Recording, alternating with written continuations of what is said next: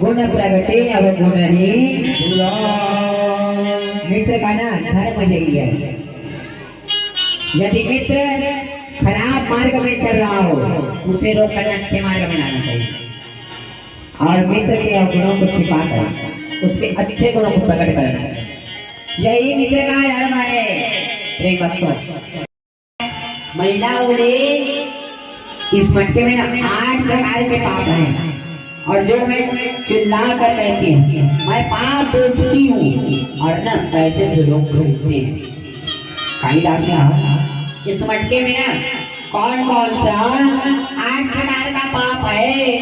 महिला ने कहा पहला क्रोध, दूसरा बुद्धिनाश, तीसरा यश का नाश और चौथा स्त्री बच्चों के साथ अत्याचार, 5वां अन्याय, 6वां चोरी, 7वां असत्य और 8वां पुण्य का